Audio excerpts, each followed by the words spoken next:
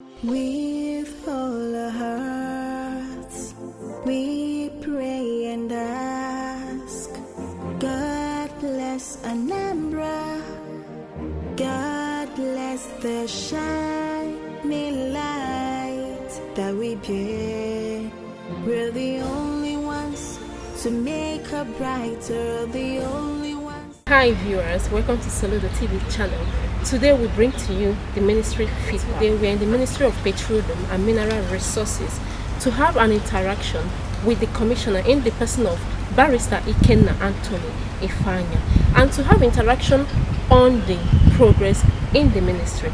Stay tuned and enjoy the rest of the program. I am Ogechukwu Udemas. Good morning, ndị Anambra, ndị be m, ndị nwe m. Onye nọ n'iru unu Barrister Anthony Ikechukwu Ifeanya, Mr. Commissioner for Petroleum and Mineral Resources, Anambra State. I'm ekene unu. Ndewo unu. Happy Easter to you all.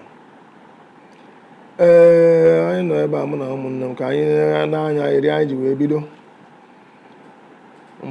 Ministry of Petroleum and Mineral Resources. You know, it's a new ministry, it's a new creation of this Professor Chukwuma Soludo administration. Anambra State was listed as an oil-producing state via a letter received from the federal government via NNPC in July 2021. And following from that, Mr. Governor, Professor Charles Chukwuma Soludo, CFR, Odenibu, deemed it apt and appropriate to create a new Ministry of Petroleum and Mineral Resources in Anambra State. And I came on board as the lucky commissioner, the first one in the ministry, since April last year when we were sworn into office.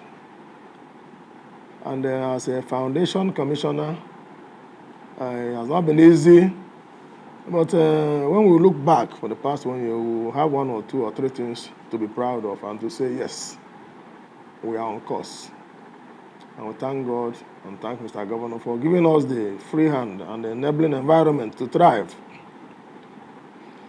When we came in, the first challenge we had here when we came in was these host community issues, especially in Obado area. But it's good to say that, for a start, that in Anambra we have 13 oil blocks or concessions, according to the records. And then in those 13 oil blocks or concessions, about 2 or 3 of them are being operated upon, like the OPL 915 and 916. Now OML 115 being operated by Orient Petroleum Resources Limited. They were about the first to come on board around 2012. Had a oil well at Enugu to, I think, yes, Good Luck came and commissioned the wellhead there at Enugu in August 2022. And they have been there. Well, they were not as fast as we thought they should be. We thought that by now, most of the activities must have been on a very high scale. But be that as it may, they are not dead yet. But the only one that I can say that is more viable now is the one at Obado, OPL 280, which is now OML 143. That is being operated upon by SIPCO, Sterling Energy Oil Production Company Limited. It's an Indian company with a Nigerian GMD, Tony Chukwueke. They were there in the 2 Obado communities of Ogui-Igbele and Ogua-Aniocha. So by the time we came, they are already having issues with the communities as to what they should be doing for them as the host communities. So they came here, the communities came out. Once the office opened, the complaints started rolling in. And we braced up to the challenge and started tackling it the way it should be. Because good thing, the Petroleum Industry Act also came on board in 2021, giving us the tool with which to work. And as a lawyer, I didn't find it difficult getting the law and going through it. And looking at it, I found out that Chapter 3 of the Petroleum Industry Act dealt extensively on host communities development. What the oil companies, what the settlers should be doing for the communities where they are operating, and what the communities should be doing for the oil companies. And so now when we put the law down, we invited both parties. And we started talking. Because by the time we came, there was nothing like a Global Memorandum of Understanding, GMOU, as it used to be, which is like an understanding between the communities, the host communities, and the settlers, that's the operating oil companies. So there was nothing like that. The communities were complaining, and like Ogua and Ocha, it was really bad to the extent that there were crises in the communities, two warring factions, the Odua and the town, the Pillars youth and the Odua youth. To the extent that they even burnt down the whole community, burnt down buildings. Yeah, Igwe was kidnapped and up till now has not been seen. Igwe Oliver, Naji of Ogua and Ocha. So that was the situation we found ourselves when we came in. And some of the youths who were inside the forest aligned themselves with some of these bad boys we are talking about. Well, we invited SIPCO, and they came. We started telling them there are certain things they should be doing for the communities where the goods that lays the golden eggs should not be allowed to die. Are supposed to do some developmental projects. These are part of the corporate social responsibility they should do, and which the law recognizes. That petroleum industry recognizes that they should do some of these things in those communities. Like Section 242 of the Petroleum Industry has talked about host communities development trust fund, where where the oil company should be paying 3% of the operating cost for the past year to the community for development. It is the duty of the settler also, that all those oil companies, to also help the community to form a board, host community trust fund board, and that board will be registered with Corporate Affairs Commission. These are things the oil companies should do for the communities. And through those, the board also, down the line, will appoint a management committee. And when I say the board, I mean the board, composition should be the communities. Those, like, Gwipele should have their own, Ogua should have their own. Now, within themselves, down the line, they will have a management committee who will now take care, in the order of priority, those 3% that should be paying into the account. So these things were not there when we came in. But as I speak with you now, at least there is now an MOU, GMOU between Ogwipele and SIPCO, and between Ogua and Ocha and SIPCO, where these things are itemized, outlined, and signed, sealed, and delivered.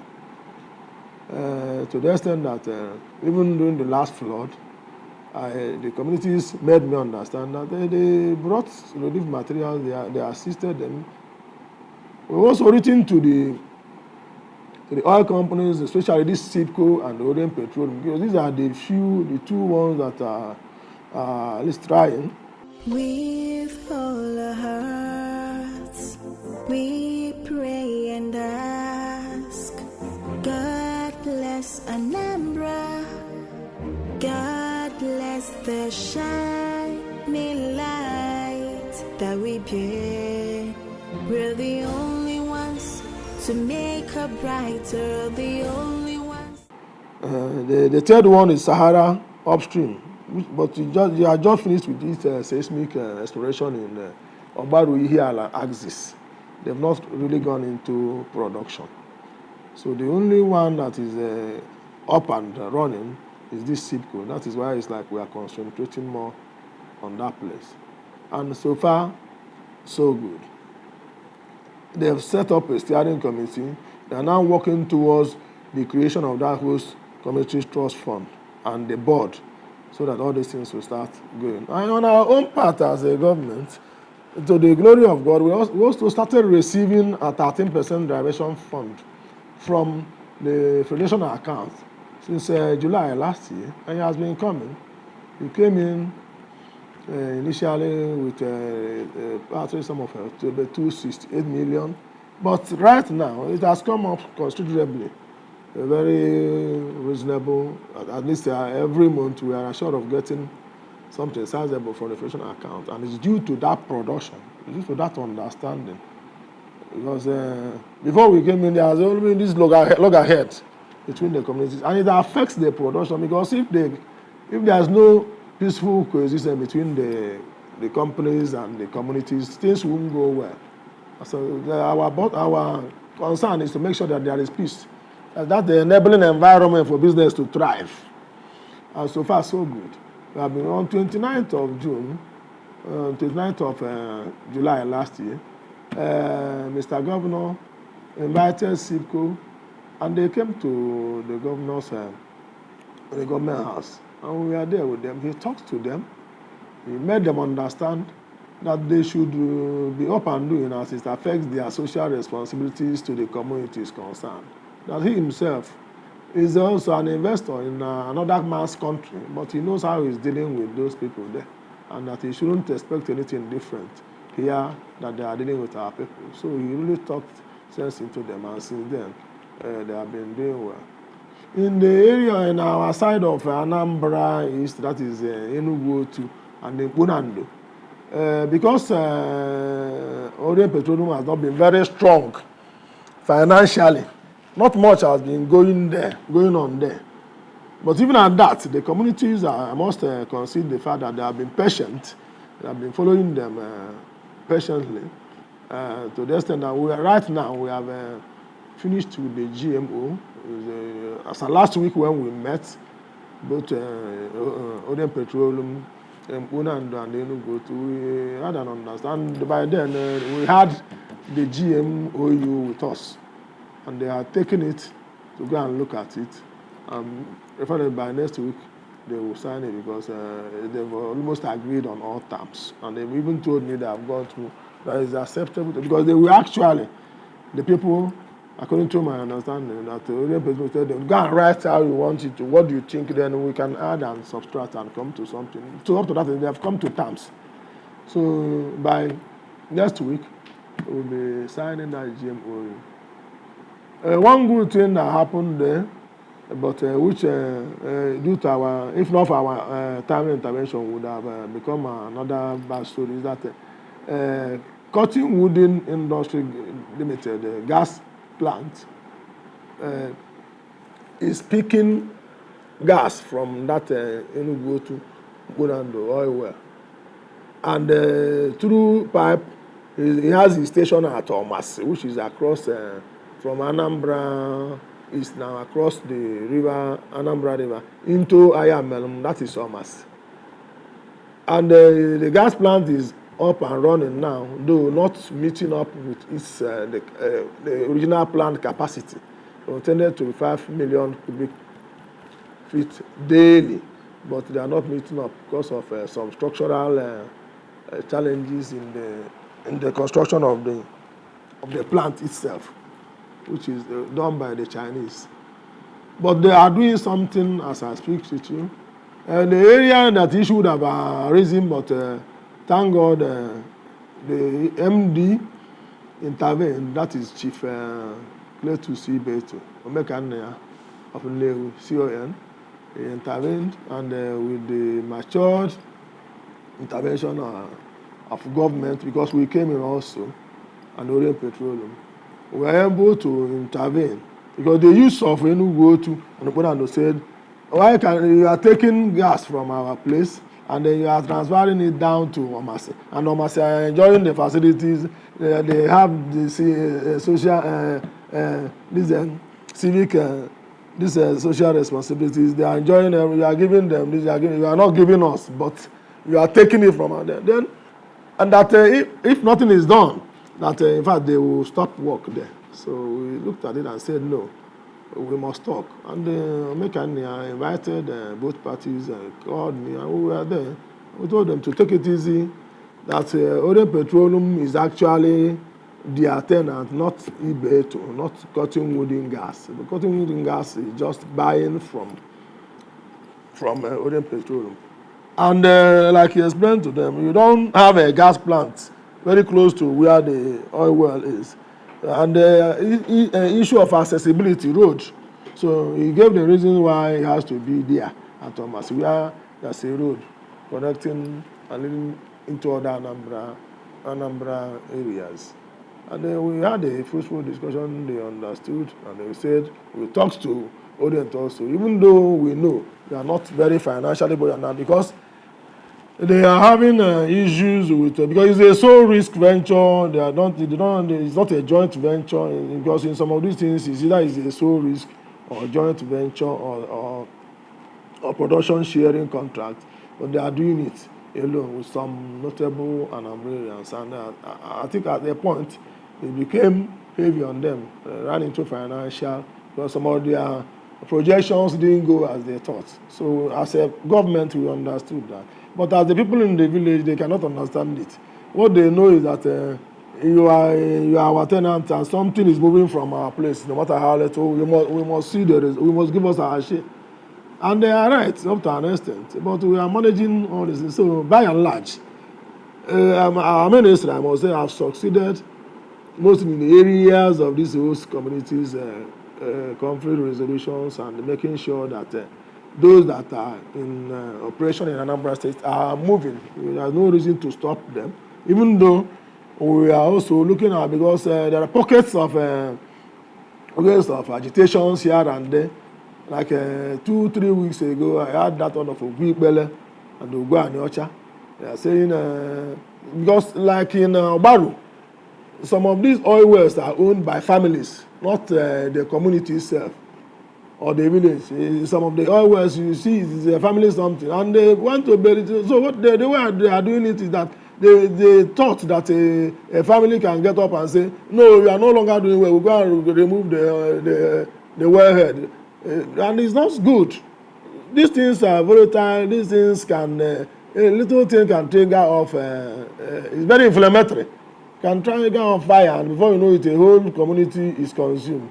People are burnt down beyond recognition. That is why it is advisable. I thank God I'm using this medium to advise our people, those who take their grievances to the power stations or to the flow stations or to the oil to know that that is not the best. They can always come to us so that and then we talk to them.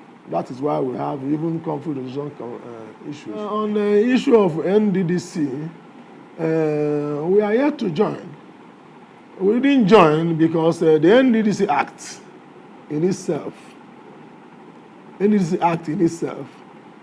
listed the number of states in it, 9 states. Abia, Akwa Ibom, Bayelsa, up to Ondo, 9 of them is in the Act. And because it's listed in the Act, for Anambra State to join, the Act has to be amended. Attempts has made in the past to join that NDDC. Even the last one was in 2021 by the senator representing Lagos. Because the argument then was that Lagos, Bauchi, and Ogun State have attained oil producing status, that therefore they should join NDDC. It has passed first stage, second stage reading in the Senate.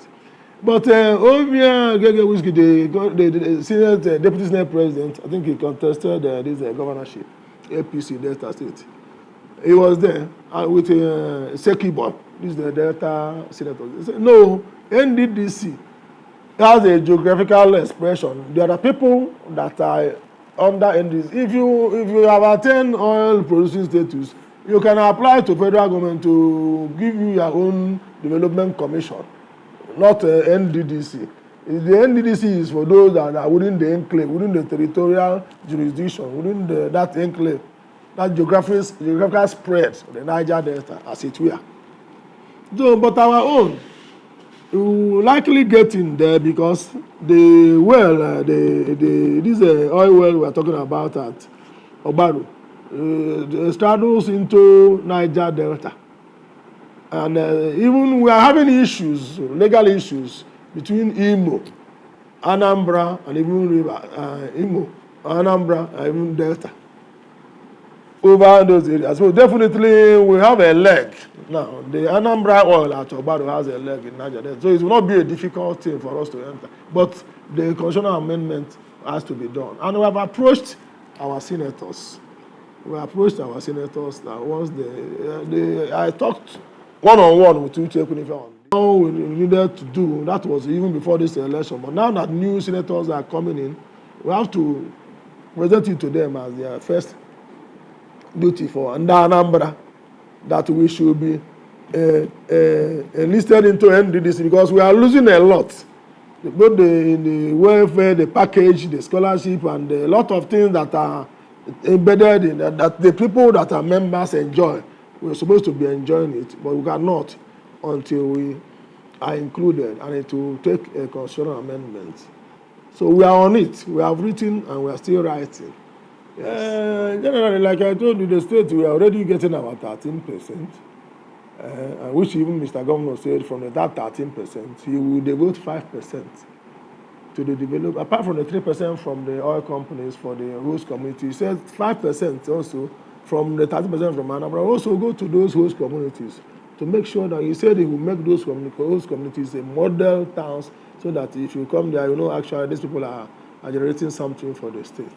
We are looking at that. Where the Anambra State Oil Producing Area Development Commission, ANSOPADEC, has undergone second reading in the Anambra House of Assembly.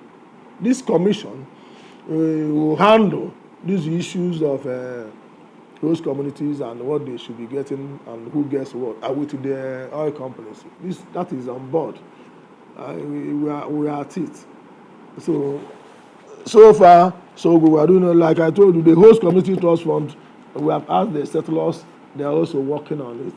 Is to operationalize Anambra Petroleum and Energy Resources Limited. It's a company. It was registered before we came in.